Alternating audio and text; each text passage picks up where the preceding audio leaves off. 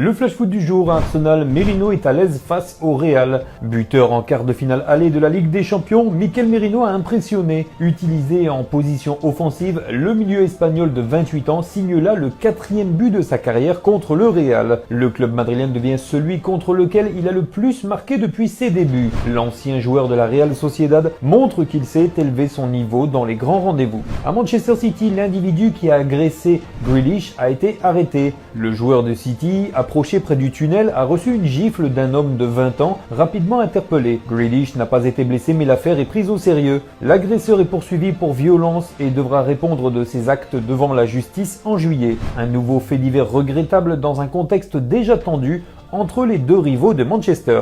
En Ligue 1, le manque d'enthousiasme des fans fait chuter le diffuseur.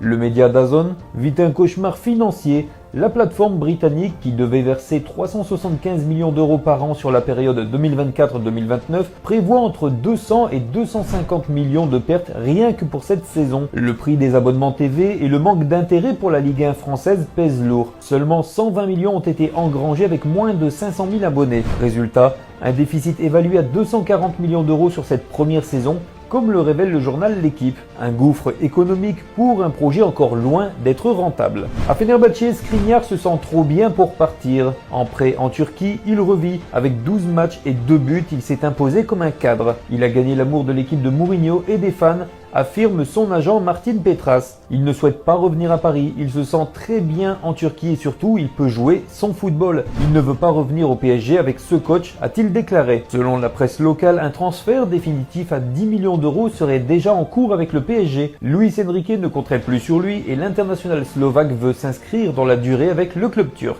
À Wolverhampton, Cunha est suivi de très près par Manchester United. Mateusz Cunha, 25 ans, a inscrit 13 buts en 26 matchs de Premier League cette saison. Selon Talksport, le Brésilien dispose d'une clause libératoire de 74 millions d'euros, valable jusqu'en 2029. Cunha souhaite quitter Wolverhampton cet été pour franchir un cap dans sa carrière. Il a déjà exprimé publiquement son envie de départ et intéresse également Arsenal. Le prochain mercato pourrait lui offrir une porte de sortie. Au Paris Saint-Germain, Ronaldinho voit un sacre en Ligue des Champions. Le PSG continue de faire de l'excellent travail. Ça va finir par payer, a-t-il affirmé dans l'Équipe. Impressionné par la victoire face à Liverpool, Ronaldinho juge Paris capable d'aller au bout. Ils ont une équipe qui progresse avec un grand entraîneur et un style différent, a-t-il déclaré. Il croit visiblement aux chances de son ancien club pour cette Ligue des Champions.